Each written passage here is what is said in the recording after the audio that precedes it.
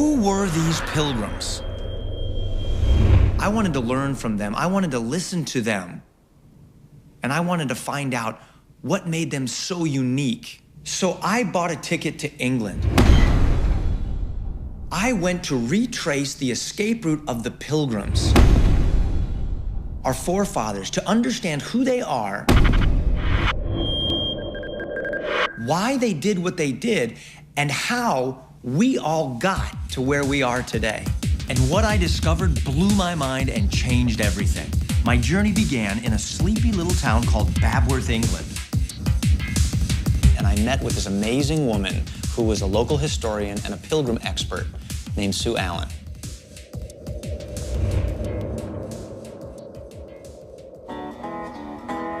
Lovely to meet you. Thank you, you too. I'm Kirk. It was cold, it was gloomy, kind of wet and overcast, and I felt like I stepped into a different world because I'm sitting on a bench and I've got dead people all around me. I've got the tombs and the tombstones of people that had been there since the year 1200. It was funny because as I was talking with her, it almost felt like she was there. I felt like she knew these people, like they were friends of hers, and she just brought them to life. When I think of pilgrims, I think of what I was taught in elementary school and history class. We think of pilgrims coming over in these funny black and white suits with big hats and belt buckles on their shoes and turkey guns. No. Who were the pilgrims? Broadly speaking, they were part of the Puritan movement, and to really understand where they're coming from, you need to understand what a Puritan is. Yes. Because for the first time, the Bible is printed in English and put into every church, because until that point, there were Bibles in English being smuggled into the country, and they were deemed to be heretical. You could be burned for having an English Bible. And what was the fear of having English Bibles in the hands of the people? What would happen if every Tom, Dick and Harry got to read the Bible for themselves and then started to study it, for goodness sake, and realised that the church in the Bible, as Christ had deemed it should be, was not this church with bishops in palaces, growing rich when the parishioners were starving on the land. People would then hold them accountable. Precisely. And they didn't want that. And as soon as the Bible was in English, that started to happen. For the first time, these people got Bibles in English that they could hold and study in their own hands, in their own homes, with their children. This to them was worth more than anything else, even more than their own life, because this was God speaking to them. And it got to a point that by 1593, there was an act against Puritans brought in. And under that law, it became illegal to be a Puritan. Anybody that disagreed with Elizabeth's new church settlement got this name that you could spit out like a curse: Puritan. The state, the Queen, the monarch, used the clergy as their mouthpiece to control you. And because of that, you had the government controlling the church and the church controlling the people. And so that's where you have the tyranny and the oppression that you can't get away from. And the thought is coming to them, if this church can't be purified, maybe we should just separate ourselves away from all this unholiness. That's where the word separatist comes from. And that's the dangerous step, because you're stepping away from the church and you're denouncing the monarch in the same breath. That's right. You're not just switching denominations, as we would think of switching churches today. This is tantamount to treason. By leaving the church. Yes.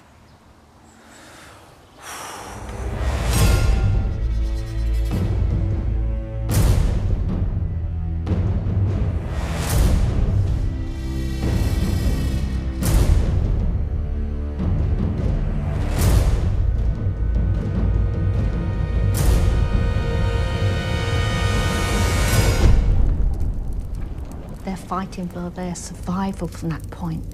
because they are going against the king. It's no matter just they're going against the church and the king is the head of it. It's treason. So there was my first clue. The separatists were coming out from under the reign of Queen Elizabeth and into the rule of King James. And this guy was a tyrant king on steroids. He's the one who actually invented the phrase, the divine right of kings. He bankrupted his nation, he tripled the debt, and he considered himself to be a devout Christian while he was obsessed with hunting down and destroying the most devout people in his land.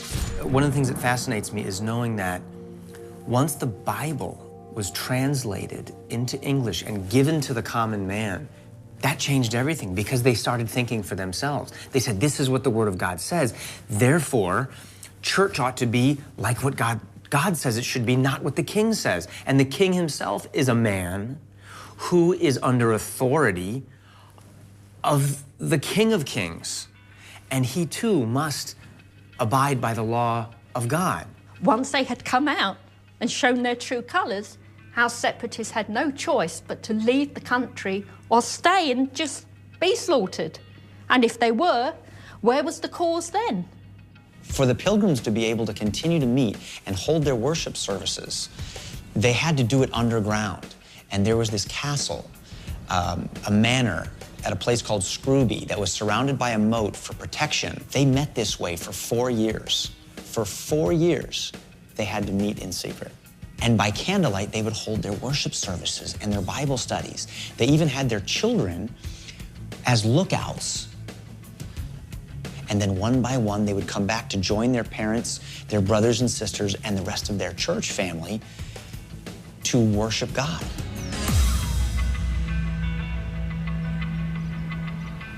Every time they opened up a Bible, they had to have been looking over their shoulders, knowing that at any moment the door could burst open and the army comes in and hauls you off to prison, leaving your children and your wife destitute without anything.